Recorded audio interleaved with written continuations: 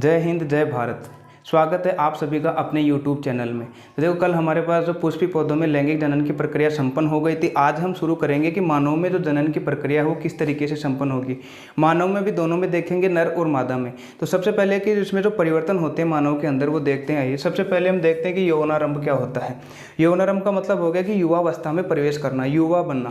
तो देखो, यौनारंभ कब कहेंगे कि मानव में शारीरिक परिवर्तन की वह प्रक्रिया जिसके द्वारा बच्चे बढ़कर प्रजनन में समर्थ जवान बन जाते हैं। मतलब जैसे मान लो कोई बच्चा है, अगर जैसे मान लो बढ़ता हुआ जवान बन जाता है और वो नए बच्चे उत्पन्न करने की क्षमता रखता है, तब वह जो हमारे पास से अवस्था होगी वह यौनारंभ कहलाएगी।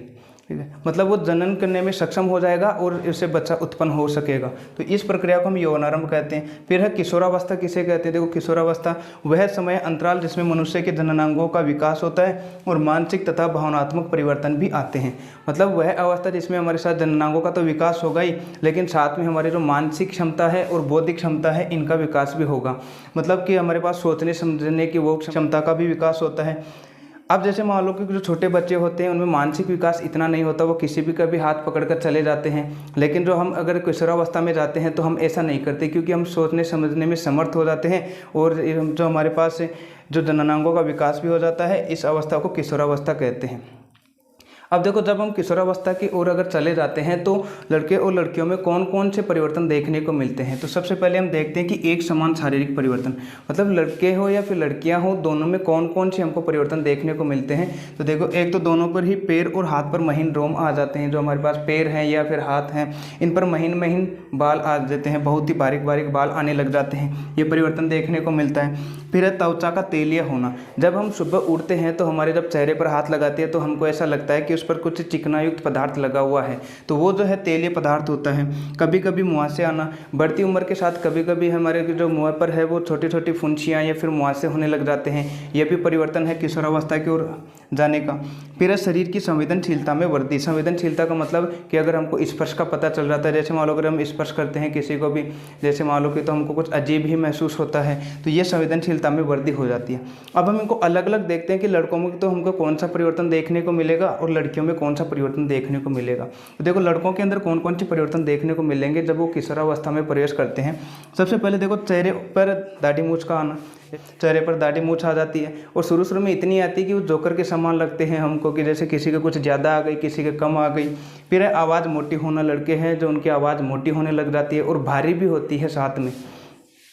फिर है आवाज़ का फटना। आवाज़ भी मतलब ऐसे फट कर आती है, साफ नहीं आती उनकी। स्वर यंत्र का बड़ा होना। जो हमारे पास ये गले का जो नीचे वाला भाग है जिसको हम स्वर कंठ भी कहते हैं, ये थोड़ा बड़ा हो जाता है पुरुषों के अंदर। फिर है कंधों का विस्तारित होना, कंधों का फैल जाना। जो हमारे पास ये कंधे हैं ये फैल जाते हैं, वक्ष गुहा फैल जाती है। फिर है शरीर अधिक मांसल और बलवान हो जाता है। मतलब शरीर में अधिक मांस से युक्त हो जाता है और बलवान मतलब शक्ति भी आ जाती है। मांस मतलब ये जो हमारे पास हाथ पैरों की मांसपेशियाँ हैं वो इस तरीके से फैल जाती है और ये अधिक बलवान बन जाता है। लड़कियों में हमको कौन कौन से परिवर्तन देखने को मिलते हैं ये, जैसे रजोधर्म का आरंभ है। मतलब अगर हर 1 महीने के बाद लड़कियों में ये परिवर्तन देखने को मिलता है कि रजोधर्म का आरंभ हो जाता है।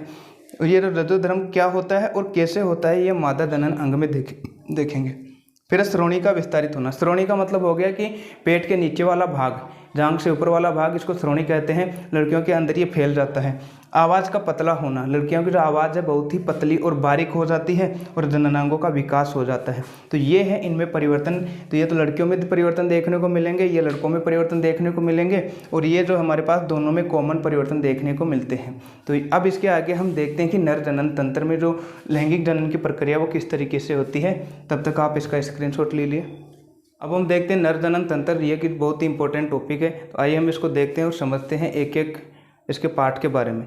देखो, जो हमारे पास जो नर जनन तंत्र का नामांकित चित्र है वो लगभग कुछ इस तरीके से बनेगा। तो देखो, इसमें हम सबसे पहले देखते हैं जो बाहर वाली संरचना है इसको वृषण कोश कहा जाता है। वृषण के अंदर फिर ये जो हमारे पास बीज जैसी संरचना है गोल गोल, जिसको हम वृषण कहते हैं। और फिर ये वृषण एक नली से जुड़ा रहता है और इस नली को हम शुक्रवाहिनी कहते हैं। और ये शुक्रवाहिनी यहाँ पर आती हुई ये मूत्र मार्ग का निर्माण करती है। इस बाहर वाले भाग को हम शिश्न कहते हैं। और देखो, ये जो हमारे पास वाहिका है इससे हमारे पास 2 भाग जुड़े रहते हैं। एक तो ग्रंथि है जिसको प्रोस्टेट ग्रंथि कहा जाता है और ये एक शुक्राशय से जुड़ा हुआ है। इनका देखो सभी का हम फंक्शन देखते हैं अलग अलग, मतलब ये कार्य कैसे करते हैं। तो आइए हम शुरू करते हैं। सबसे पहले जो हम बात करते हैं कि जो नर जनन कोशिका होती है वो हमारी शुक्राणु कहलाती है। नर जनन कोशिका शुक्राणु कहलाती है। अब शुक्राणु कहाँ पाए जाते हैं? देखो, शुक्राणुओं का निर्माण इस वृषण में होता है और वृषण जो है इस वृषण कोश में उपस्थित होता है। देखो, ये वृषण कोश से बाहर वाली जो झिल्ली है इसको वृषण कोश कहा जाता है और इसके अंदर जो हमारे पास बीज जैसी संरचना दिखाई दे रही है इसको वृषण कहते हैं। वृषण का प्रमुख कार्य यही है कि शुक्राणुओं का निर्माण करना। तो वृषण का पहला कार्य है शुक्राणुओं का निर्माण करना। अब देखो, जो हमारे पास शुक्राणु का निर्माण करने के साथ साथ इसका एक कार्य और है कि यह हार्मोन का भी स्रावन करती है। देखो, वृषण जो है ये टेस्टोस्टेरोन नामक हार्मोन को स्रावित करती है। तो ध्यान रखना, कई बार पूछा जाता है कि नर में कौन सा हार्मोन पाया जाता है जो वृषण उत्पन्न करता है, वो है टेस्टोस्टेरोन हार्मोन। अब देखो, जो टेस्टोस्टेरोन हार्मोन है इसका प्रमुख कार्य क्या है? एक तो जो शुक्राणु है इसके उत्पादन पर कंट्रोल करता है, मतलब कि ये जब बनते रहते हैं तो इन पर जो कंट्रोल करने का कार्य वो टेस्टोस्टेरोन हार्मोन का है।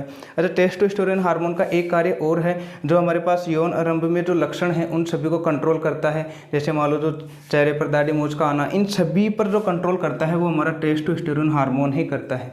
तो देखो, इसको हम दो भागों में बांटेंगे कि जो एक तो शुक्राणु को उत्पन्न करने वाले अंग कि ये कौन उत्पन्न करता है और एक शुक्राणु को पहुंचाने वाले अंग, बाहर पहुंचाने वाले। देखो, शुक्राणु का उत्पादन है वो हमारे पास इस वृषण में होगा, तो एक तो वृषण वाला भाग हो गया और इसको जो बाहर पहुंचाने वाले भाग हैं जैसे मान लो ये हमारे पास मूत्रमार्ग हो गया, शिश्न हो गया, प्रोस्टेट ग्रंथि, शुक्राशय और शुक्रवाहिनी, ये हमारे पास बाहर पहुँचाने वाले भाग हो गए। तो इनको दो भागों में बांटते हैं, इसकी क्रियाविधि देखते हैं हम। अब देखो, ये तो हो गया इसका वृषण का कार्य। वृषण का प्रमुख कार्य हो गया शुक्राणु और टेस्टोस्टेरोन हार्मोन का निर्माण करना। तो अब देखो, सबसे पहले होगा क्या कि सबसे पहले जो हमारे पास वृषण हैं वो बाहर क्यों स्थित होते हैं? देखो, ये हमारे शरीर से बाहर स्थित होते हैं। वो इसलिए होते हैं क्योंकि जो हमारे पास शुक्राणुओं का निर्माण होता है वो बहुत कम ताप पर निर्माण होता है, वो भी हमारे शरीर से लगभग 33 या 34 डिग्री सेंटीग्रेड पर, और हमारे शरीर का तापमान लगभग 37 डिग्री सेंटीग्रेड होता है। अब देखो, 37 डिग्री सेंटीग्रेड होता है, अगर ये हमारे अंदर होता, जो वृषण है वो अंदर होता, तो इसका मतलब है कि शुक्राणु का निर्माण ही नहीं होता, वो सब मतलब खत्म हो जाती। तो इसलिए कि शुक्राणु का उत्पादन थोड़े कम ताप पर होता है, इसलिए ये बाहर स्थित होता है, क्योंकि बाहर थोड़ा तापमान कम रहता है और इसलिए शुक्राणु का निर्माण हो जाता है। अब देखते हैं कि यहाँ पर जब शुक्राणु का निर्माण होगा तो शुक्राणु जो है वो इस शुक्रवाहिनी के द्वारा आगे जाएगा। देखो, जो शुक्रवाहिनी है यहाँ से ये शुक्राणु आगे चला जाएगा। शुक्राणु की आकृति हमने कक्षा 8 में देख ली थी, ये इस तरीके से होती है और आगे इस तरीके का भाग होता है और पीछे वाले भाग को हम पूंछ कहते हैं। ये इस तरीके से हमारे पास आगे वाला हिस्सा होता है, ठीक है।